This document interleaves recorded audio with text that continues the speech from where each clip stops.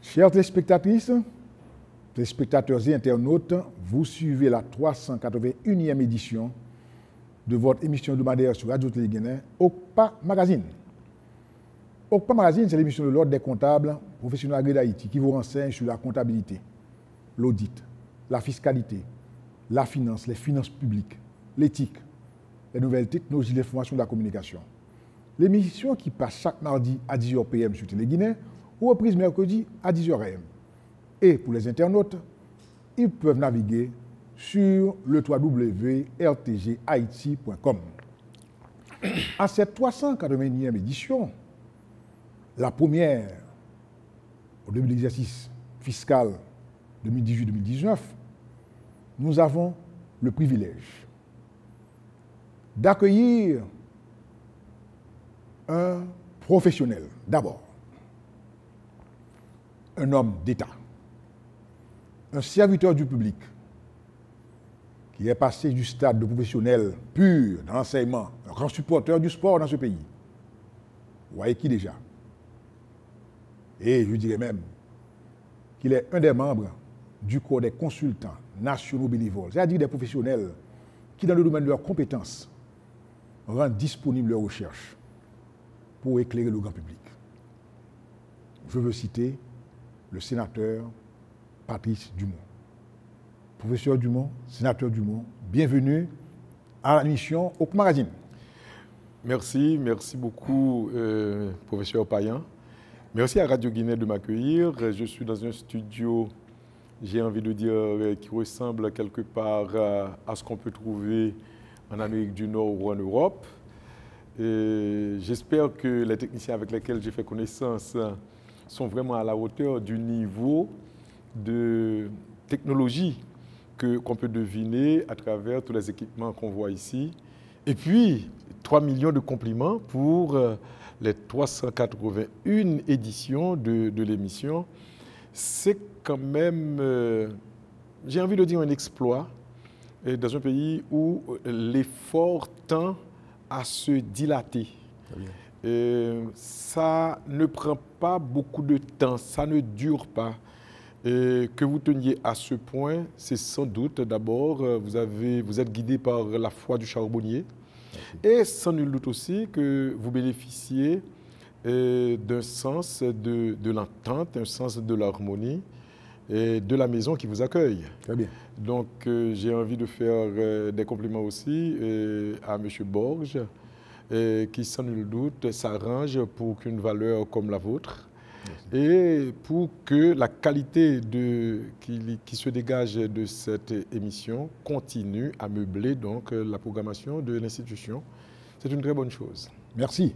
Après ces propos élogieux du sénateur Dumont, tant à l'endroit de la télévision Télé Guinée que OCPA Magazine, on prend une pause, on vous revient.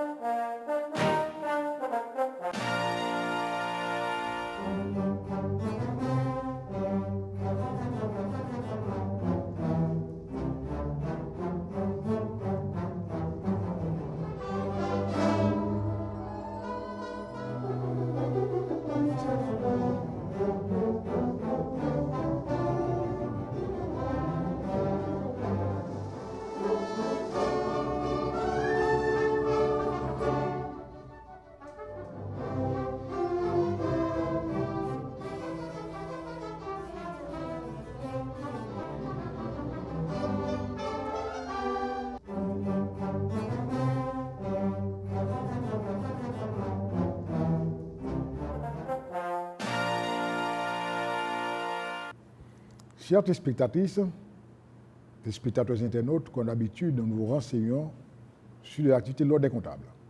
L'Ordre des comptables organise le jeudi mensuel, qui est un événement ouvert au grand public, et ceci à l'hôtel Montana. Au cours de ce mois, ce sera le 25 octobre, à l'hôtel Montana à 5 heures. L'Ordre reçoit une institution, des intervenants sur thème d'importance, tant sur la comptabilité, la gouvernance, l'économie, etc. Donc vous êtes invités à prendre part à cet événement de l'Ordre des comptables chaque jeudi, le jeudi de chaque mois, le 4e jeudi de chaque mois, et ce mois-ci, ce sera le 25 octobre. L'Ordre reçoit aussi les inscriptions en son local et de façon à accueillir de nouveaux membres. Et à chaque émission, nous faisons le devoir, vous apporter quelques conseils. Comme nous sommes au premier jour de l'exercice fiscal, nous encourageons les contribuables à être vigilants de façon à honorer la compte provisionnelle. La compte provisionnelle concerne à la fois les commerçants, à la fois les professionnels. Il s'agit de 75% de l'impôt de l'exercice précédent, et ceci à payer en 3 tranches. Une première tranche pour les professionnels le 15 octobre ou plus tard, une seconde tranche le 15 novembre pour les professionnels, troisième tranche le 15 décembre pour les professionnels. Quant au commerce industriel, eh bien, la compte de 75% sur l'impôt de l'exercice précédent est à payer du 1er au 15 octobre, du 1er au 15 décembre, du 1er au 15 février. Donc, si on ne paie pas à temps, il y a les intérêts de retard de 3% appliqués sur le montant à payer. Donc, nous encourageons les professionnels, les commerçants industriels à honorer à temps leurs obligations fiscales. Le thème de l'émission du jour, à quand un nouveau budget? Certes, nous avons un budget. Il s'agit du budget de l'exercice précédent, budget rectificatif, 2017-2018. Comme le budget 2018-2019 n'a pas été mis au vote par le Parlement, bien que déposé par l'exécutif, les événements politiques justifient le non-vote de ce document d'une grande importance pour le public. Donc, légalement, c'est le budget 2017-2018 rectificatif qui est en application. Lequel budget prévoit 145 milliards de gourdes à titre de ressources au total, soit environ 2 milliards de dollars. 2 milliards de dollars pour un pays, c'est presque, je dirais, 3 fois le budget d'un grand club de football. Alors, c'est pourquoi la première question que nous allons adresser tout d'abord à notre invité, sénateur Dumont, nous dire, d'abord, sénateur, comment vous vivez votre vie de sénateur, en très peu de mots?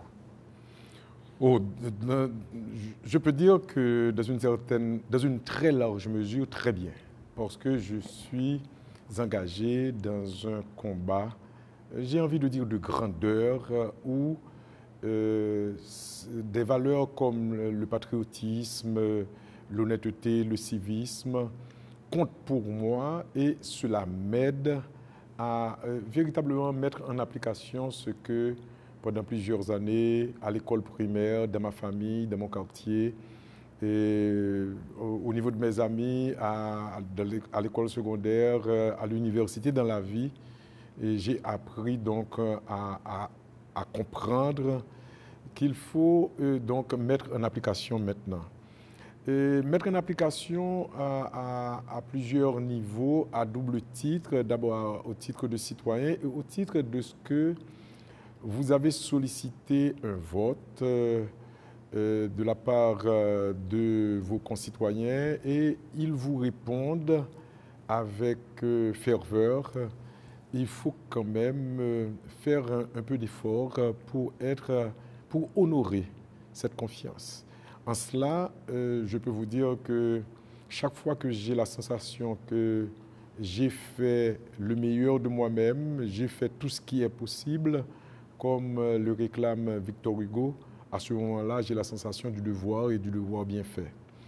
Mais de l'autre côté, je mesure aussi la situation terriblement dramatique de mon pays Et de temps à autre, je constate aussi qu'il y a un trop grand écart entre ce que moi-même je souhaite voir faire mon pays, le niveau auquel je crois mon pays a droit, et que je constate qu'il est si loin de ce niveau, cela m'attriste et je mesure l'effort surhumain à accomplir par nous tous, heureusement par nous tous, pour améliorer la vie dans le pays. Et quelque part, cela me chagrine lorsque je constate que les uns et les autres ne veulent pas s'efforcer pour faire ce que de droit et ce que de devoir. Très bien.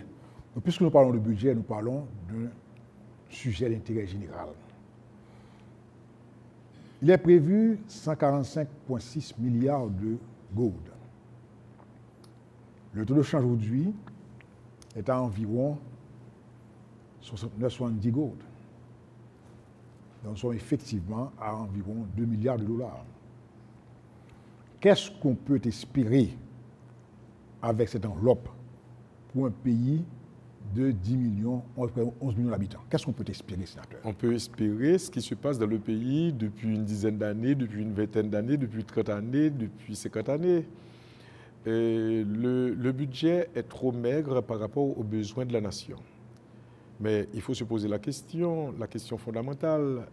Cet argent, il vient d'où? Mais c'est nous qui produisons cet argent. Une autre partie constituée par l'appui budgétaire, l'appui au projet. Ça fait les 145 milliards de gouttes. Je vous fais remarquer que l'année précédente, c'était à 144 milliards. Il y a un certain nombre, j'ai envie de dire, d'anomalies ou de curiosités plutôt négatives que nous aurons peut-être le temps de souligner au cours de l'émission. Alors, ce budget, il est trop faible, mais le budget n'est que le reflet de ce que nous faisons économiquement parlant. Qu'est-ce que nous produisons? Alors, c'est là vraiment qu'il faut accentuer l'effort pour que, d'une part, il y ait une production et d'autre part, qu'il y ait les impôts, les taxes, les redevances de l'État qui soient proportionnels au niveau de la production. Très bien. Parce que finalement, l'État dispose d'un appareil qu'on appelle la DGI. C'est le fisc qui reçoit la contribution des citoyens. Et si les contributeurs sont riches, eh bien, l'État sera riche par voie de conséquence, puisque l'État dépend de la production des citoyens. Mais encore faut-il aussi, riches ou pauvres, les citoyens contribuent effectivement selon ce qu'ils gagnent, selon ce qu'ils possèdent, selon donc leur rentrée, c'est ce qu'on appelle l'impôt sur le revenu. Tout cela nous amène à parler de civisme, du civisme, vous parlez de civisme fiscal. Tout cela nous amène à parler de l'honnêteté, de l'intégrité des agents fiscaux. Tout cela nous amène à parler de la vigilance qui doit être, j'ai envie de dire, la qualité première des grands clercs qui sont nos ministres des Finances, ministres du Commerce, mais aussi particulièrement un instrument extraordinaire qui s'appelle la Cour des comptes. Lorsque la Cour des comptes fait son travail, il n'y a pas de doute qu'il peut y avoir non seulement la transparence dans les déclarations, les déclarations de revenus de l'ensemble de la nation, mais aussi la sincérité dans les rapports que la Cour supérieure des comptes est amenée à produire tout au long de l'année concernant la vie financière, la vie économique du pays. Très bien. Alors voilà, l'État se trouve en présence de véritables dilemmes. D'un côté, il faut avoir des ressources, de l'autre, il faut aussi encourager la formation de la richesse. C'est ces richesses qu'on va devoir partager. Mais l'honnêteté, la bonne foi, ce sont, je dirais, des vœux. Donc, il y a un côté contraignant de l'administration qui doit pouvoir porter le contribuable à remplir sa déclaration. Comme on dit toujours, il n'y a pas de concours d'impôt pour payer davantage. Mais il faut que l'impôt soit aussi contraignant. Mais la finalité de l'impôt, les services publics. Donc, sénateur Dumont, est-ce que, selon vous, les services publics qui sont disponibles, qui sont offerts au public, sont suffisamment de qualité pour porter le contribuable à remplir son obligation de façon à pouvoir permettre à l'État de jouer son rôle de, je dirais, de fournisseur de services aussi? J'observe qu'en 2 mots, vous avez fait le tour de la question de la fiscalité. Vous avez parlé, donc, en amont, la contrainte. Que les biens de l'État ne soient pas livrés qu'à la bonne foi des agents. Très bien.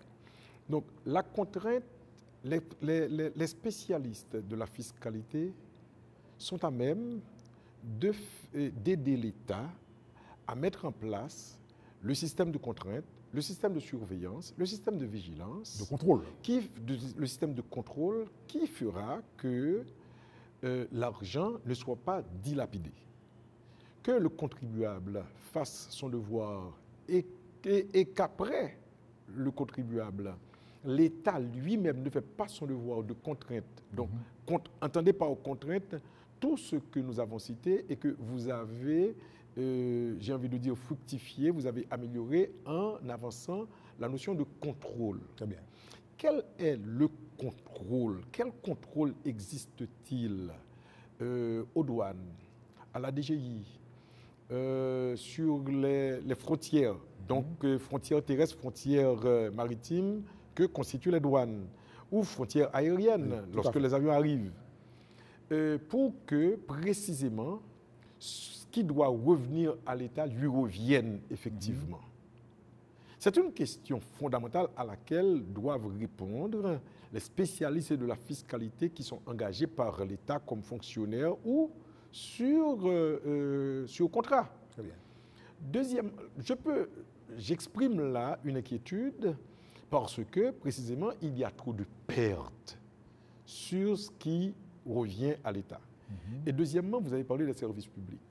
Si l'État existe, c'est parce que il y a dans la société une volonté, j'ai envie de dire, d'harmoniser, de mettre au diapason les citoyens, qu'il n'y ait pas véritablement de distorsion dans ce que l'un reçoit et que l'autre ne reçoit pas. Donc on met tout le monde à la même enseigne, à la vérité, en fonction aussi de vos talents, en fonction aussi de votre capacité de produire. Tout à fait.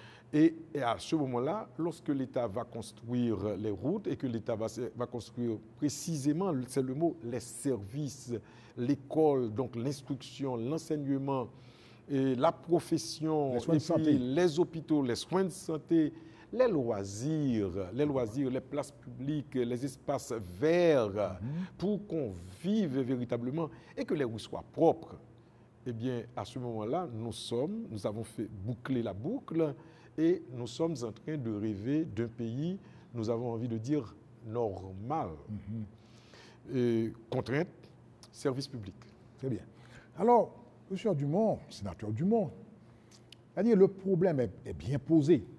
Maintenant, lorsque vous regardez par exemple pour la Direction générale des impôts, on atteint la Direction générale des impôts 75 milliards de goudes et de la douane, on atteint 20 milliards de goudes. Mais on se rend compte dans le budget rectificatif du ministère 2018, le budget de l'AGD, la Direction générale des douanes, est de 2 milliards de goudes et celui de la DGI, 1,6 milliard de goudes. Voilà qu'on attend 75 milliards de la DGI, dont le budget est de 1,6. Moins de 10%. Alors que le budget de la douane est exactement de 10% des recettes de la douane. Est-ce que, selon vous, ceci ne risque pas d'entraver l'efficacité même de l'institution, appelée DGI, qui est appelée à collecter la majeure partie des ressources? Ce que vous venez de dire, d'avancer, de poser comme problème, se résume à cette phrase qui est comme une formule et qui n'est jamais dépassée: il faut avoir les moyens de sa politique. Tout à fait.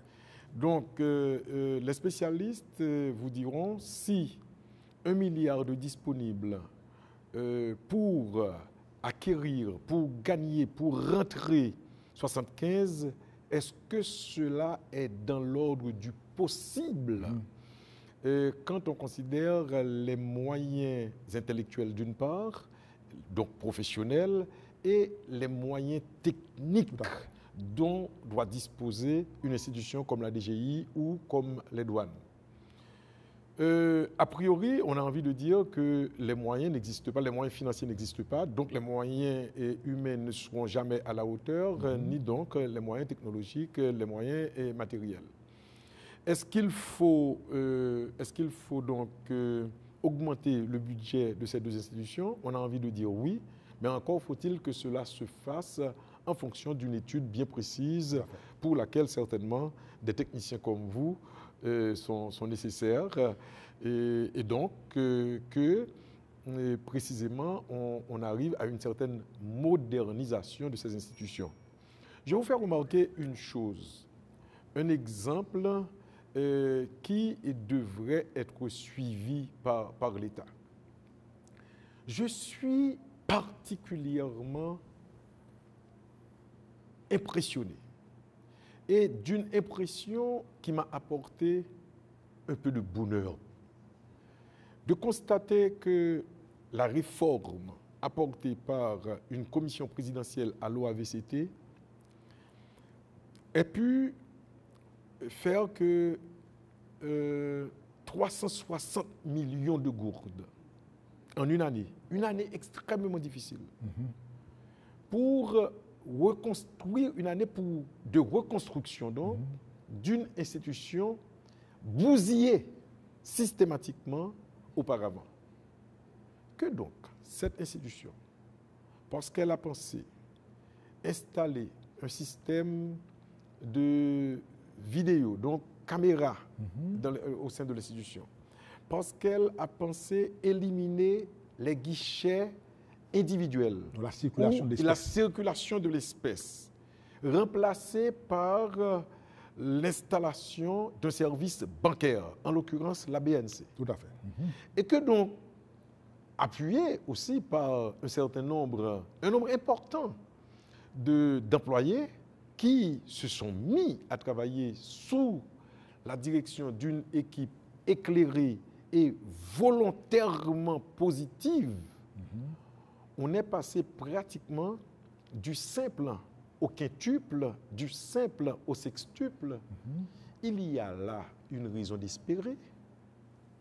Ça veut dire que si des institutions, les autres institutions autonomes, pour ne pas les nommer APN, AAN, OFNAC, la BNC et les autres entreprises telles que la NATCOM ou encore la minoterie d'Haïti, la cimenterie, institutions et entreprises qui font partie aussi du domaine privé de l'État, pas total, mais je crois que ça fait un rapport de 40-60, 40 pour l'État et puis 60 pour le secteur privé.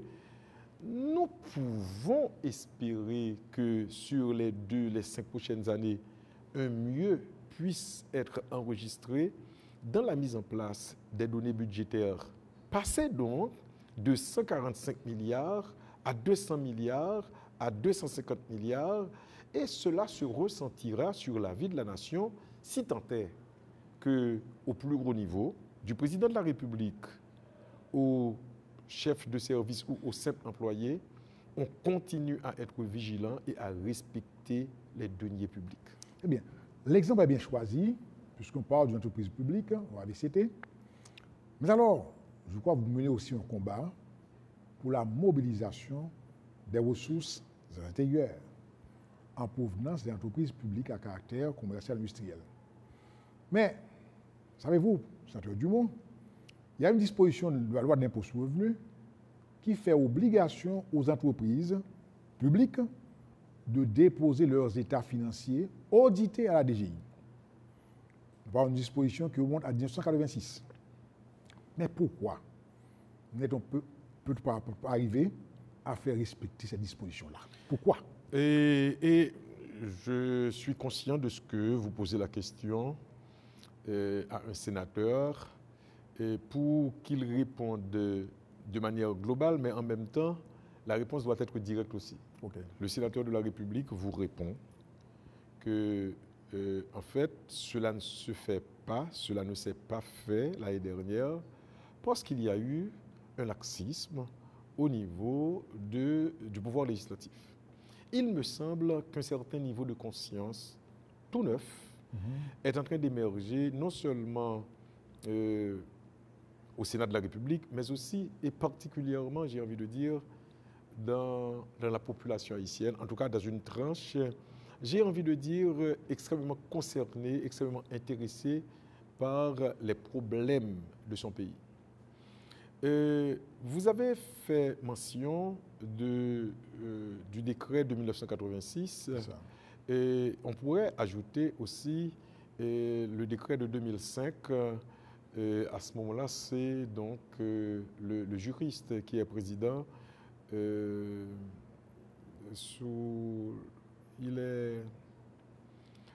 juriste qui est président en 2005. Il a été de la Cour de cassation, tout à l'heure, Boniface Alexandre. Boniface Alexandre, merci. Où donc il faut, de la part des entreprises autonomes, sortir un bilan tous les 3 mois. Très bien.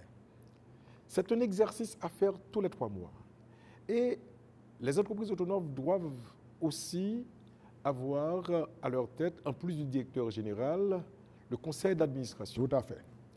Et donc, ce conseil d'administration doit travailler avec le directeur général pour élaborer le budget de l'institution et donc remettre à l'État sa part de dividendes et payer les taxes, impôts, redevances comme il faut. Les institutions autonomes de l'État ne le font pas. Et elles ne le font pas du tout. Il y a une preuve. Je dis bien qu'il y a une preuve. Monsieur Payan, le budget de la République est étudié, élaboré, rédigé au cœur du ministère des Finances. Il y a la direction du budget. Ce sont des techniciens, j'ai envie de dire, de très haut niveau. C'est vrai. Qui y travaillent. Lorsque ces techniciens écrivent noir sur blanc qu'ils espèrent sur une année fiscale un apport de 548 millions de goudes seulement, équivalent à peu près à l'époque 8 millions et quelques milliers de dollars américains, de la part de ces entreprises dont nous parlons, il faut se poser la question de quoi on parle. Mais c'est tout simplement inacceptable. OK, nous prenons comme un fait, c'était accompli.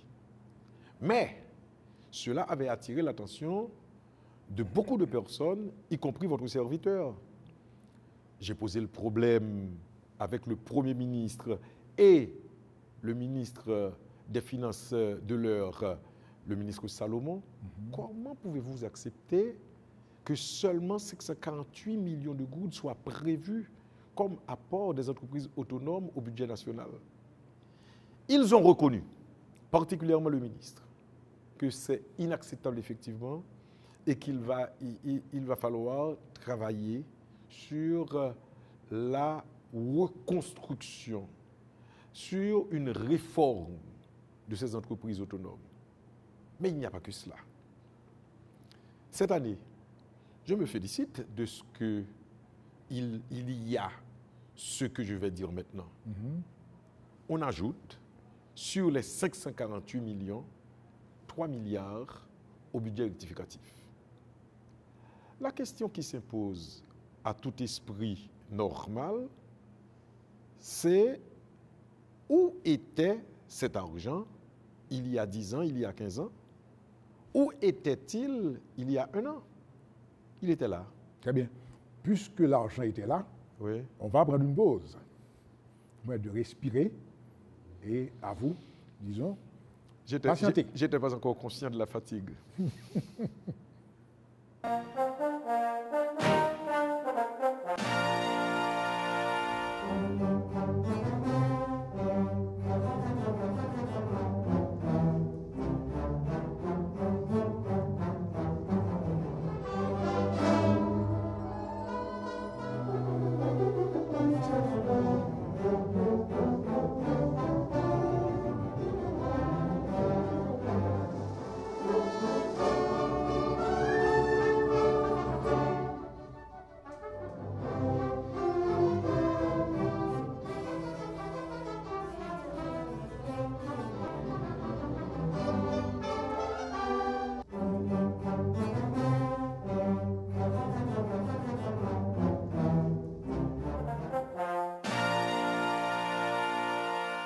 Chers téléspectatrices, téléspectateurs et internautes, vous suivez la 381e édition de la série Okpo Magazine, émission qui a pour thème budget rectificatif 2017-2018 à quand un nouveau budget. Notre invité, le sénateur professeur Patrice Dumont. Avant la pause, M. Dumont vous a amplement expliqué le déficit qu'il y a entre le niveau de votre budget et l'attente au niveau des services publics. Pour avoir des services publics en quantité et en qualité acceptable, il faut des ressources additionnelles. Et parallèlement, l'État aussi doit créer la richesse. C'est de ce dilemme que le citoyen doit jouer son rôle à la fois de payeur d'impôts et de veilleur, la veille citoyenne. Donc, vous êtes effectivement bien servi pour comprendre le mécanisme même du budget. Quand vous êtes impliqué, les droits et impôts viennent de vous, de vos ressources, de votre production, de votre travail, de votre consommation. Vous avez le droit aussi, vous avez le devoir de payer, le droit d'avoir des services. Donc, sénateur Dumont, l'argent des entreprises publiques était là, pas vrai? Absolument. Où est-ce qu'il était, selon vous? Il était dans les entreprises autonomes elles-mêmes. Et malheureusement, les techniciens du budget n'ont pas eu, d'après moi, la consigne des différents ministres qui se sont succédés à la tête de ce ministère, ni non plus de la part du Premier ministre ou de la part du Président de la République qui pourrait s'en émouvoir et en parler très clairement avec les techniciens. Aujourd'hui, il y a au moins un exemple, qui n'est pas qu'un indice, qui est la preuve que beaucoup plus d'argent peut être remis dans les caisses de l'État et donc au service de la nation. Très bien. Maintenant, je ne m'aventure pas. Je parle d'une chose que je sais. Il y a une étude qui a été menée, mais c'est vrai que pour des raisons, j'ai envie de dire, sombres, cette étude n'a pas été publiée, qui a montré que le potentiel minimal des entreprises autonomes de l'État, nous parlons des entreprises à caractère industriel et commercial, à caractère financier, industriel et commercial. Nous parlons de la NATCOM, par exemple, qui s'enorgueillissait presque d'avoir contribué comme, en fait, premier versement à l'État à hauteur de 79 millions de gourdes. Que dans les prochaines années, les entreprises qui sont dans la communication technologique pourraient avoir quelques problèmes assez sérieux en termes de rentabilité. C'est un fait, cela peut être une vérité, mais aujourd'hui, avant-hier ou hier, se contenter de 79 millions de gourdes d'une si grande entreprise, non, on n'est pas sérieux. C'est équivalent au scandale des 548 millions de gourdes que l'État espérait de l'ensemble des entreprises autonomes. Donc, nous sommes à un carrefour où, précisément, le civisme fiscal, mobiliser les gens, encourager les gens à faire leurs devoirs vis-à-vis de leur pays, est de rigueur. Et vous avez posé le problème de comment assurer ce contrôle. Le contrôle ne doit pas se faire seulement à partir de questions-réponses, questions du sénateur, réponses du ministre ou du directeur général, et réponses qui n'est pas arc-boutée sur des faits, sur des documents dont la sincérité ne peut être mise en doute. Et c'est pourquoi, précisément, des institutions telles que l'ULCC, l'UCREF et, avant tout, à la vérité, la Cour supérieure des comptes et du contentieux administratif seront, pour moi-même personnellement, et pour l'ensemble des parlementaires, je le souhaite, qu'il s'agisse des députés, qu'il s'agisse des sénateurs, donc un partenaire privilégié dans l'action qu'on appelle le contrôle parlementaire, enfin, dans la démarche qu'on appelle contrôle parlementaire de l'action gouvernementale. Il n'y a pas de doute, on ne peut pas le faire seul. Il y a des techniques, il y a des spécialistes.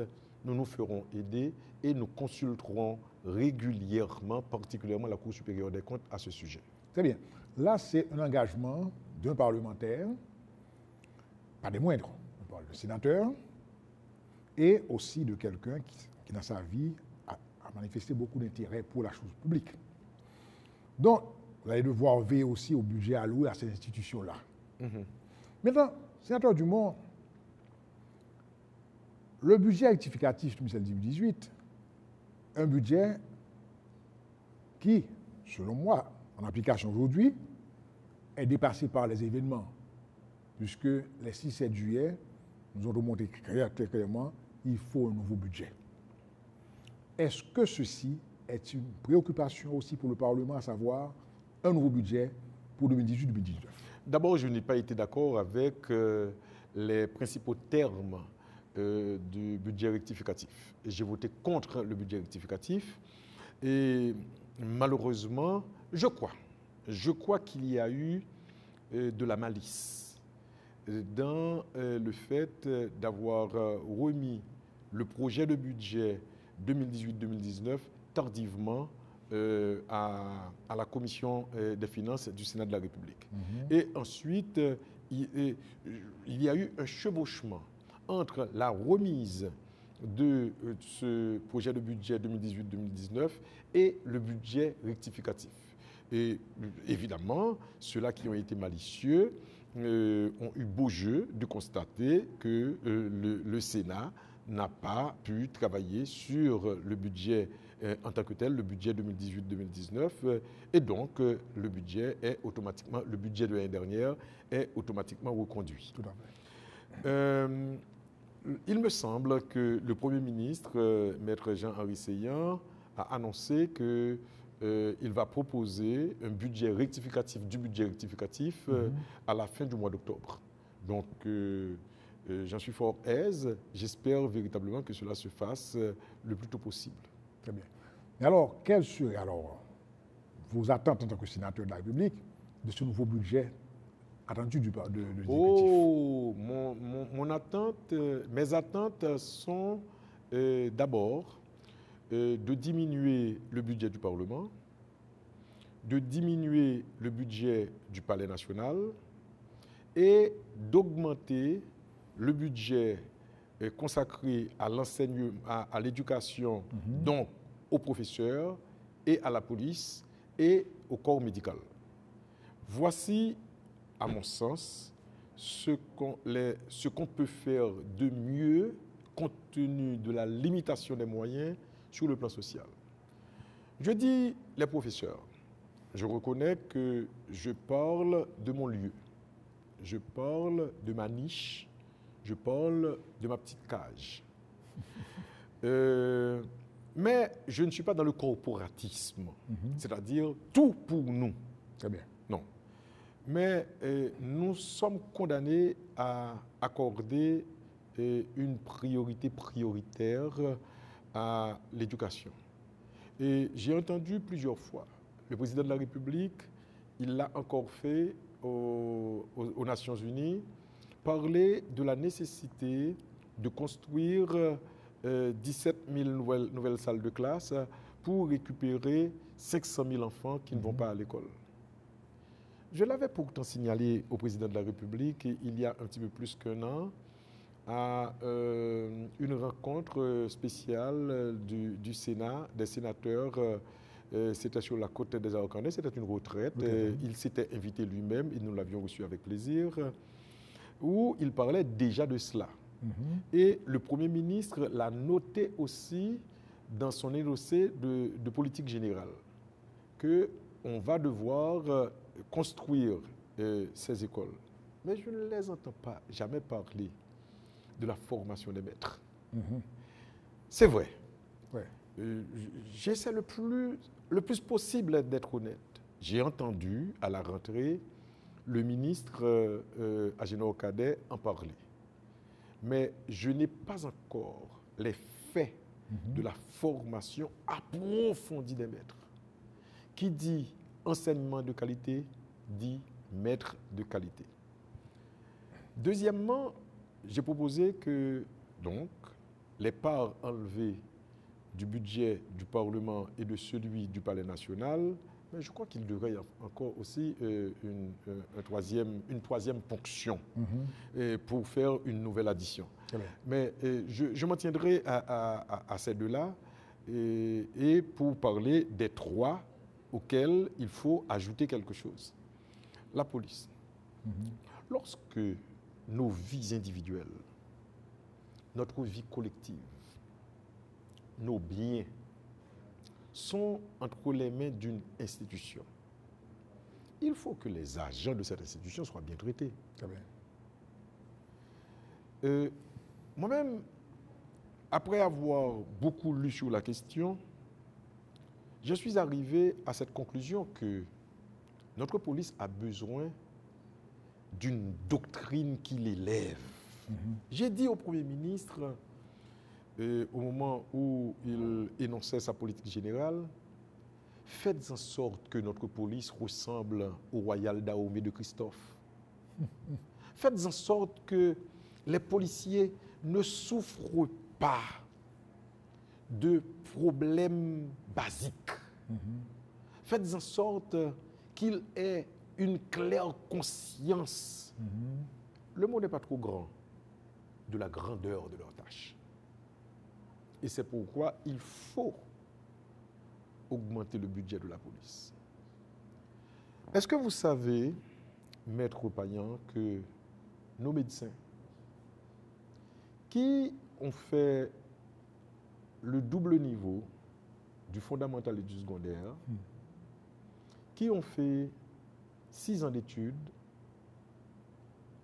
presque 7 ans, ils touchent 26 000 gourdes pour 8 heures de présence minimale qu'ils donnent à un hôpital ou à une clinique publique. Mais c'est quoi ça? C'est la négation de tout ce dont on peut rêver comme citoyen, comme patriote dans ce pays. Donc, mes attentes sont là à un premier niveau. Deuxièmement, j'ai envie de vous dire qu'il y a un secteur de la population qui m'interpelle. Ce sont les professionnels moyens. Je pense aux mécaniciens, je pense aux cordonniers, je pense aux tailleurs. Évidemment, quand je dis aux cordonniers, je pense aux cordonnières aussi, je pense aux couturières, je pense aux couturiers. Je pense aux mécaniciens de rue, je pense aux chauffeurs, je pense aux agriculteurs. Imaginons un instant que pour seulement 3 de ces professionnels moyens, les agriculteurs, qu'on les recense par association sur l'ensemble de la nation et qu'on leur confie uniquement les matières premières nécessaires à l'alimentation de nos 2 millions d'élèves à travers les cantines scolaires. C'est un problème. Le problème de la faim est à moitié résolu dans le pays. Avec cela, si véritablement on fait des études, cela ne devrait pas durer plus que 6 mois. Et qu'on mette au travail nos agriculteurs pour l'alimentation de nos enfants. Ouais. Mais qu'est-ce que nous faisons de nos enfants? Imaginons un instant que dans la même veine, on dise à nos cordonniers, d'abord on leur donne une formation. Beaucoup d'entre eux ont de la formation, et particulièrement pour les couturiers. Vous êtes certainement au courant, Maître Payan, de l'expérience de l'Indepco, Mais maintenant, il y a beaucoup d'organisations, j'ai envie de dire, indépendantes, de couturiers, mais qui ne reçoivent pas de l'assistance de l'État. Et l'assistance de l'État, je ne parle pas de donner de l'argent aux gens. Mais non, je ne suis pas pour l'assistanat. Quand je parle d'assistance, je veux dire l'accompagnement, je veux dire l'encadrement. Mais mettez-les au travail. L'État a un programme d'uniforme pour les enfants, pour nos élèves. Mais il faut aussi qu'ils se chaussent. Ouais. De quoi se chaussent-ils? De pépé. Et ces uniformes sont confectionnés par qui? Par nos couturiers ou bien en Chine? Vous savez que même la coupe des chemises et pantalons pour les élèves a été faite en Chine il y a 3 ans, j'en suis certain. Alors que nos couturiers sont là. Moi-même, je les ai vus durant ma campagne électorale. Je les ai vus derrière leur machine, dans leur petit atelier, espérant que quelqu'un va arriver et leur donner à travailler. Ils sont là. Ils sont là. Ils ne fréquentent pas les ministères sollicitant de l'argent ici et là. Ils veulent travailler. Voilà mes attentes dans le budget. Un budget qui concerne non pas, j'ai envie de dire, forcément les grandes entreprises. Les grandes entreprises comptent beaucoup aussi. Très bien. Il faut encourager l'entreprise privée, l'initiative privée. Oui. Parce que c'est là que nous pourrons combattre le chômage. Très bien. Donc, c'est là que nous pourrons combattre le sous-emploi. À partir du moment où le budget est orienté vers celles et ceux qui peuvent, d'une part, diminuer le niveau de pauvreté de notre pays et d'autre part, améliorer la qualité de la vie, eh bien, il faut établir ce partenariat. Ce sont là mes principales attentes du prochain budget que promet le Premier ministre Seyan. Autrement dit, la création des PME, l'encadrement, la promotion. Merci. Mais, professeur Dumont, sénateur Dumont, au point de vue, je dirais, il y a un grand combat aujourd'hui, on parle de la lutte contre la corruption, on parle de la bonne gouvernance, de la transparence. Mais comment le parlementaire peut-il jouer ce rôle, c'est-à-dire ce rôle de contrôle aussi qui pourrait rassurer le grand public?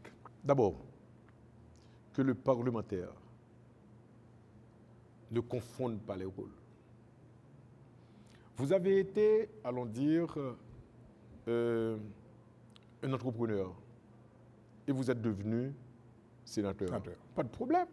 Vos entreprises continuent de fleurir, vos entreprises continuent de fonctionner, vous avez des employés, vos entreprises marchent, vous les supervisez, sans problème, pas de problème. Mais qu'étant sénateur, vous vous mettiez à pratiquer ce qu'on appelle les délits d'initié. Parce que vous êtes au courant de ce qui va se passer. Et puis, donc, vous vous accaparez de tout parce que vous êtes député, parce que vous êtes sénateur, ou bien parce que vous êtes directeur général. Cela est condamnable. Il doit être condamné comme il est condamné de fait. Okay.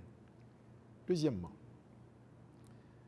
dans les délits d'initié, parmi les délits d'initié, il y a des éléments qui sont plus graves que d'autres.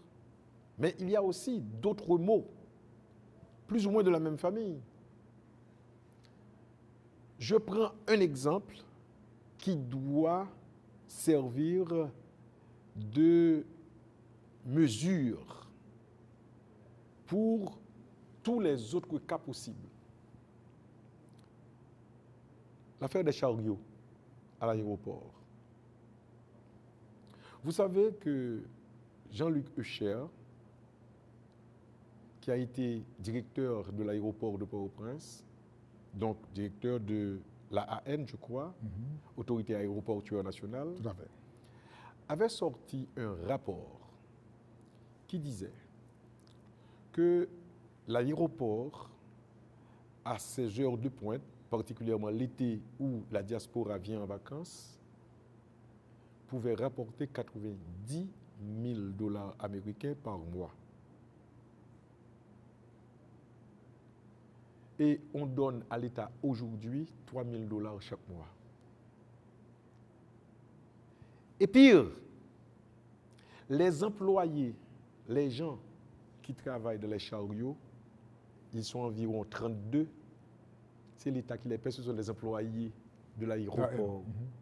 Donc celui qui s'est accaparé du matériel qui peut être le plus naturellement du monde, le plus facilement du monde, géré par l'aéroport lui-même, eh bien celui-là, il gagne 87 000 $, il gagne 50 000 $. Et puis, il faut arrêter cette histoire, ce scandale tous les jours qu'on fait cadeau à la femme du président, à la cousine de tel ministre, à la femme de tel sénateur, à l'ami de longue date de tel ministre, l'aéroport. C'est quoi ça, cette histoire? De qui parlons-nous? De quoi parlons-nous? De quel pays parlons-nous? Nous parlons de Haïti, chérie. Et moi-même, je fais un appel solennel aux sénateurs, collègues. Je les apprécie tous. Je crois aussi bénéficier de leur appréciation.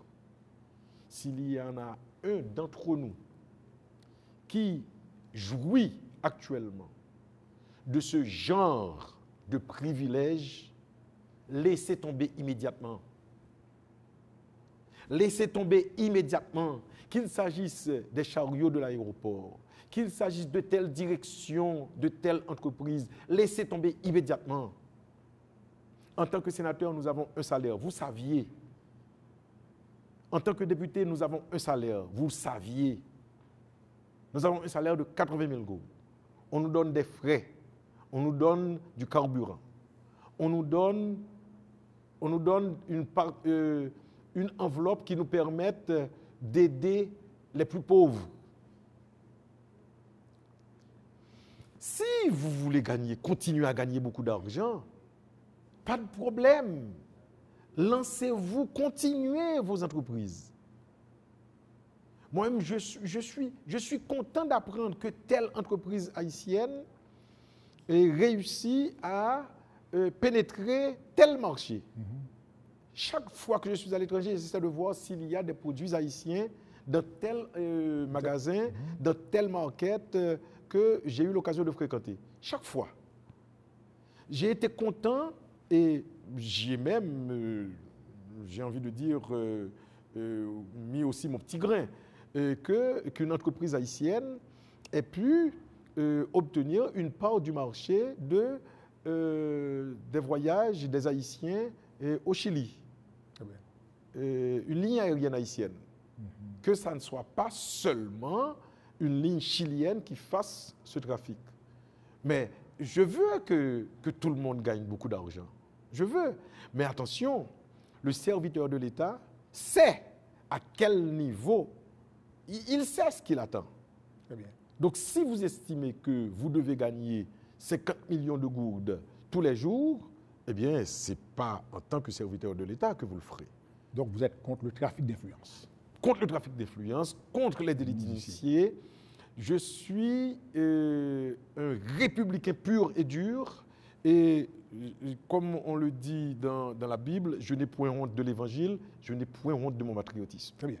Alors, au niveau des ressources particulièrement à mobiliser, les impôts, droits et taxes, il faut encourager les PME, il faut aussi renforcer les mesures de contrôle. Mais la contrebande, c'est une plaie aussi. C'est de la lâcheté. C'est la lâcheté qui fait qu'il y a beaucoup de contrebande dans le pays. De la lâcheté et aussi, c'est ce qu'on appelle de la collusion. Parce qu'il y a trop d'agents de l'État qui collusionnent avec les contrebandiers. Et puis, il faut moderniser. Il faut des caméras partout sur la frontière haïtiano-dominicaine. Des caméras partout. Il faut installer un service bancaire sur la frontière. Parce que ça fait au minimum 400 millions de dollars de pertes de l'État. Il faut des drones, pourquoi pas? Il faut des drones, parce que, écoutez, Quand j'entends l'ambassadeur du Chili, je l'ai rencontré, je lui avais demandé une audience concernant les problèmes que les Haïtiens, les jeunes Haïtiens vivent dans son pays. Et on a fait un survol aussi de la coopération entre le Chili et notre pays.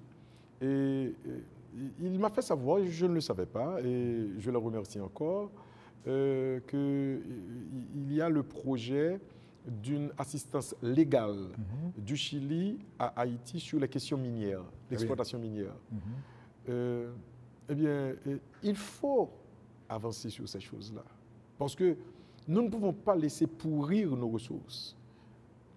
Et j'ai appris aussi que nous sommes en retard sur cette négociation. Non pas sur cette négociation, parce que la négociation a été déjà faite, mais sur l'application de ce qui a été dit entre les parties chiliennes et haïtiennes. Très bien.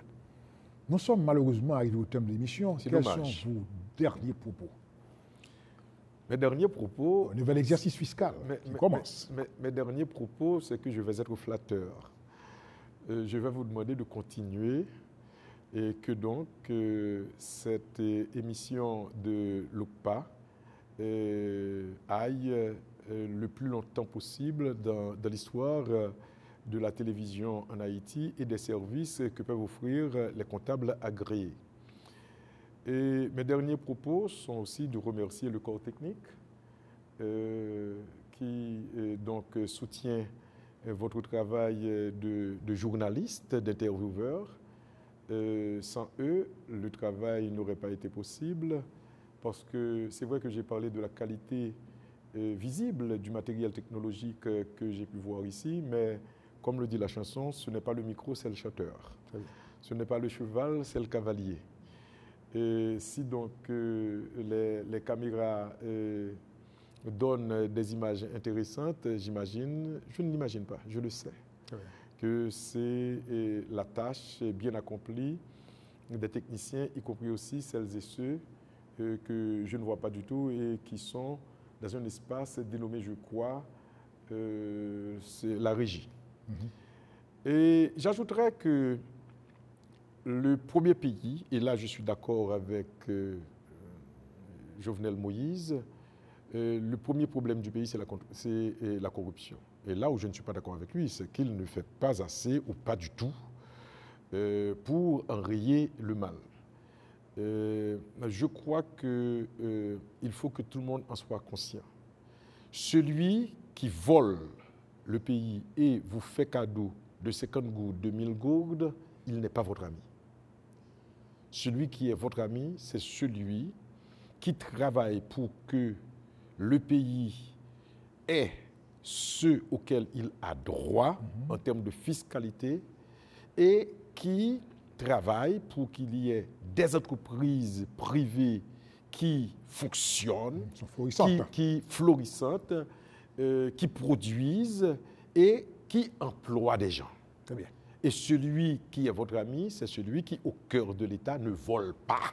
Très bien.